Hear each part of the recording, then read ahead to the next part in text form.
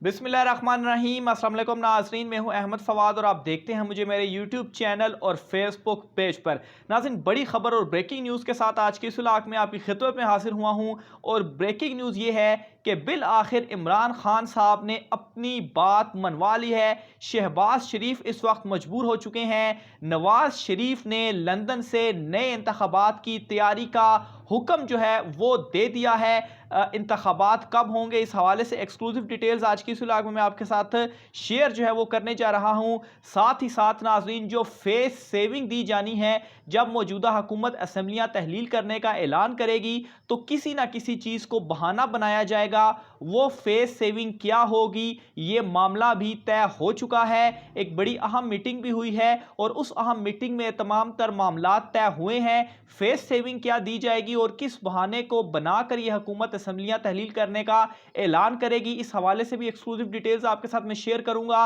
और आखिर में नाजरीन, मौलाना फजलुर रहमान ने जो अपना इत्तेहाद है वो ख़त्म कर दिया है, ख़ास तौर पर पीपल्स पार्टी से। और आप नाजरीन को मैं ये अपने वीलॉग्स में बार बार कहता था कि यही वो तमाम जमातें होंगी कि आप देखेंगे कि ये आपस में किस तरीके से लड़ेंगी, एक दूसरे का गिरेबान फाड़ेंगी। और उसका आगाज़ हो चुका है। मौलाना फजल रहमान और पीपल्स पार्टी में झगड़ा जो है वो हो चुका है और दोनों ने एक दूसरे का गिरबान पकड़ लिया है। इस हवाले से भी एक्सक्लूसिव डिटेल्स हैं, वो भी आज के इस व्लॉग में मैं आपके सामने रखने जा रहा हूं। सबसे पहले नाज़रीन, मैं आपको जो नए इंतखाबात के हवाले से और नवाज शरीफ के हुक्म के हवाले से जो डिटेल्स हैं वो मैं आपके सामने रखता चलूँ तो बड़ी एक अहम मीटिंग जो है वो हुई है। और उस मीटिंग की जो तफसीलात सामने आई हैं, जो सोर्सेज की जानिब से जो तफसीलात सामने आई हैं, सोर्सेज का ये कहना है कि उस मीटिंग में ये मामला तय हुए हैं कि मौजूदा जो सियासी कशीदगी और अदम इस्तेहकाम जो कि बढ़ रहा है, इसके ऊपर मुस्लिम लीग नून ने एक नई हिकमत अमली बनाई है। और उनका ये कहना है कि अगर इस सियासी अदम इस्तेहकाम की वजह से हमें मजबूर किया गया कि आपने असम्बलियाँ तोड़नी हैं तो तब ही वो असम्बलियों को तोड़ेंगे, तब ही वो पार्लियामेंट से जाएंगे।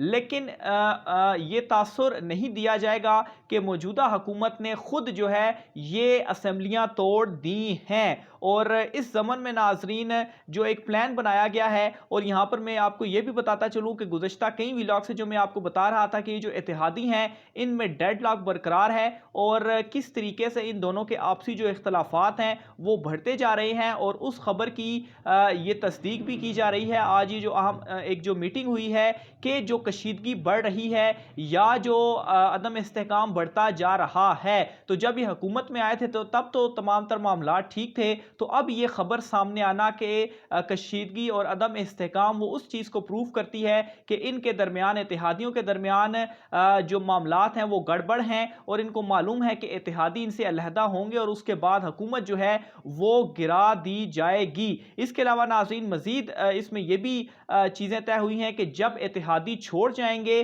तो उसको एक वजह बनाई जाएगी और वही एक बयानिया लेकर ये इलेक्शंस में जाएंगे। यानी कि जो फेस सेविंग का मैंने आपको कहा है, तो फेस सेविंग ये होगी कि कोई ना कोई एक इत्तेहादी होगा। जिस तरह से MQM ले लें, जो कि इमरान खान साहब को कहती थी कि बड़ी महंगाई हो गई है, और अब जो इक्तिसादी सर्वेज आ रहे हैं वो आपके सामने है कि किस तरह से माइशत दुरुस्त सिमत में जा रही थी और तारीखी जो तरक्की थी वो हो रही थी। बहरहाल इसी तरह से एक इत्तेहादी उठेगा और वो अलहदा हो जाएगा और इसी चीज़ को बेस बनाया जाएगा, असेंबलियां ख़त्म की जाएंगी और इसी बयानियों को बनाकर ये फैसला किया गया है कि वो आगे जाएंगे, इलेक्शंस का ऐलान करेंगे और फिर ये कहेंगे कि उनको हुकूमत नहीं करने दी गई। और ये तमाम तर जो मलबा होगा ये अगेन वो भी फिर किसी और फरीक के ऊपर डालेंगे कि देखें जी, हमें तो 2-3 महीने की हुकूमत दी गई, हमें हुकूमत करने ही नहीं दी गई, तो इस वजह से हमने असेंबलियां तहलील करके हम अवाम में आ गए हैं। तो ये वो फेस सेविंग है जिसका जो जिक्र है मैं आपसे कर रहा था। सिर्फ और सिर्फ IMF की जो डील है, IMF में बार बार कह रहा हूं, IMF की डील के बाद आप देखेंगे कि कब ये जो सारे मामलात हैं ये आपको होते हुए नजर आएंगे। इस वक्त ये जो अंदरूनी मीटिंग्स और इन तमाम में जो चीजें सामने आ रही है एक्सक्लूसिवली मैं आप तक पहुंचा रहा हूं। इसके अलावा दूसरी साइड पर लंदन में नवाज शरीफ जो हैं उनकी जानिब से भी कुछ बड़ी अहम मुलाकातें की गई हैं, अपने रहनुमाओं से उन्होंने मुलाकातें की हैं। और उन रहनुमाओं का अगर मैं आपको नाम भी बता दूं तो शाहिद खाकान अब्बासी, साद रफ़ीक, जावेद लतीफ़, ये वो अहम रहनुमा हैं जिनके नाम सामने आए हैं कि इनकी लंदन में नवाज़ शरीफ से मुलाकात हुई है। और उस मुलाकात में नवाज़ शरीफ की जानिब से जो है इनको कहा गया है या कुछ इस तरह से इशारे दिए गए हैं कि इंतखाबात की तैयारी की जाए, और ये इशारे बड़े वाज़े दिए गए हैं। और इंतखाबात का कहा गया है कि 4 माह में इंतखाबात के लिए तैयार रहें। और वंस अगेन ये जून का महीना है और 4 माह अगर आप यहाँ से एड अप कर दें तो अक्टूबर का, जो मैं आपको पहले भी व्लॉग्स में कहता रहा हूं कि इलेक्शन जो है वो अक्टूबर में कराए जाएंगे, उससे पहले जुलाई में जो सेटअप होगा वो निगरान होगा।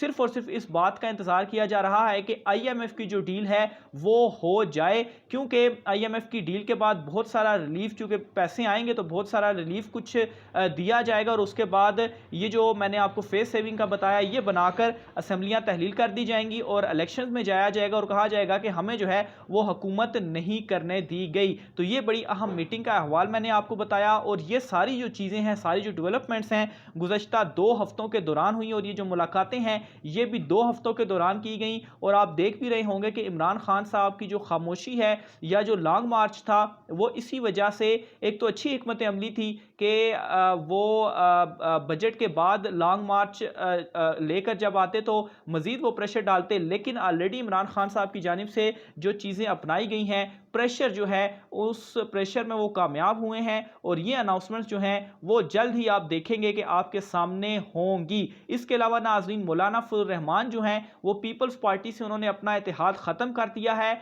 और वो पीपल्स पार्टी से सख्त नाराज़ भी हैं, क्योंकि सिंध में जो बलदियाती इंतखाबात हो रहे हैं उसमें पीपल्स पार्टी ने मौलाना फजल रहमान को पूछा तक नहीं, बल्कि उनके साथ सीट एडजस्टमेंट या मामला तय नहीं किए।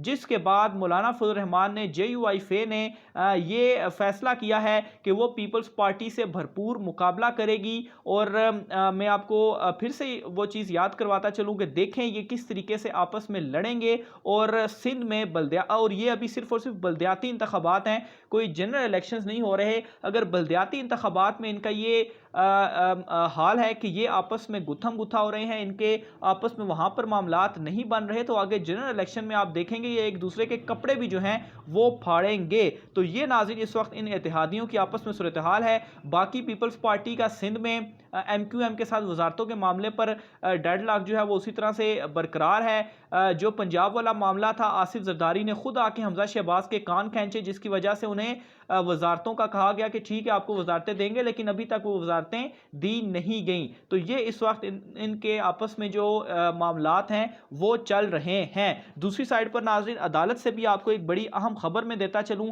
और ये खबर है फॉरेन फंडिंग केस के हवाले से। जो ये समझ रहे थे, जो इनका मंसूबा था कि फॉरेन फंडिंग में इलेक्शन कमीशन शायद इनकी जो पार्टी है उसको बैन कर देगा, इनकी पार्टी को ख़त्म कर देगा, तो उस पर एक बड़ी अहम ऑब्जर्वेशन या अहम रिमार्क्स इस्लामाबाद हाई कोर्ट में, चूंकि ये वाला सारा मामला चल रहा है, वो रिमार्क्स में आपके सामने रखने से पहले जो ऑर्डर है वो आपको बता दूं। तो इस्लामाबाद हाई कोर्ट की जानिब से ऑर्डर दिया गया है कि पाकिस्तान तहरीक इंसाफ के अलावा बाकी जमातों के खिलाफ फॉरेन फंडिंग केस कब तक मुकम्मल करेगी। इस्लामाबाद हाई कोर्ट ने इलेक्शन कमीशन से इस मामले के ऊपर जवाब तलब किया है, और ये जवाब 14 जून तक तलब किया गया है। यानी कि जो इमरान खान साहब कहते थे कि इनकी भी फॉरेन फंडिंग को साथ चलाया जाए, तो वो मामला भी अब खुल चुका है। इनका जो केस है फॉरेन फंडिंग का, उसके ऊपर भी इलेक्शन कमीशन से जवाब मांग लिया गया है कि आप इनका केस भी कब तक मुकम्मल करेंगे। तो इलेक्शन कमीशन को अब इस तरफ भी ध्यान देना पड़ेगा, क्योंकि इस्लामाबाद हाई कोर्ट जो है वो अब इस मामले में आ गई है। और दूसरी तरफ इस्लामाबाद हाई कोर्ट की जानिब से ये रिमार्क्स भी सामने आए हैं। Chief justice Islamabad high court जो हैं जस्टिस अतर मिनल्ला साहब, उनके पास ये जो केस है वो मौजूद है, और रिमार्क्स ये सामने आए हैं इस केस के दौरान। वो रिमार्क्स मैं आपके सामने रखता हूँ कि ये समझने की ज़रूरत है कि ममनुआ फॉरेन फंडिंग का केस है, इसमें तो सिर्फ ममनुआ फंडिंग साबित होने पर सिर्फ बहक्के सरकार जब्त हो सकती है, नेशनल पार्टी की तरह पाबंदी नहीं लग सकती। तो जिन लोगों की ये ख्वाहिश थी कि पाकिस्तान तहरीक इंसाफ पर पाबंदी लगे, तो अगर बिल फर्ज ममनुआ फंडिंग साबित होती है तो सिर्फ वो फंडिंग ही जब्त हो सकती है, पाबंदी नहीं लग सकती। और इसमें मैं समझता हूँ जो दीगर जमातें हैं उनके लिए भी किसी हद तक रिलीफ हो सकता है कि अगर उन पर भी साबित होती है तो सिर्फ और सिर्फ वो जब्त हो सकती है, पाबंदी नहीं लग सकती। तो ये जो रिमार्क्स हैं इस्लामाबाद हाई कोर्ट के, ये बहुत ज़्यादा अहम हैं। आखिर में नाजरीन मैं एक और भी चीज़ आपको बताता चलूँ कि जो मुश्तरका इजलास था आज वो हो चुका है। उसमें जो बिल्स थे जिनमें ईवीएम मशीन, ओवरसीज़ वोटिंग, इंतखाबात से रिलेटेड जो बिल थे वो मंजूर कर लिए गए हैं उस मुश्तरका इजलास में, क्योंकि सदर ममलिकत ने उसे मंजूर नहीं किया था, नज़रसानी के लिए वापस भेजा था। तो अब जो मुश्तरका इजलास में ये मंजूर हुआ है तो अब सदर ममलिकत की मंजूरी की ज़रूरत नहीं है, यानी कि जो ये मामलात चाहते थे वो हो गए हैं। और ये भी एक उसी तरफ इलेक्शन की तरफ, चूँकि इनका जो आसिफ जरदारी थे वो इन मामलात के ऊपर अड़े हुए थे कि ये जो इस्लाहात हैं ये होने दें, उसके बाद जो मामलात हैं वो आगे चलाएंगे। तो ये नाज़रीन आज का वीलॉग था, अपनी राय का इज़हार कमेंट बॉक्स में कीजिएगा। आज के वीलॉग से इतना ही, मुझे इजाज़त दीजिए, अल्लाह हाफ़िज़।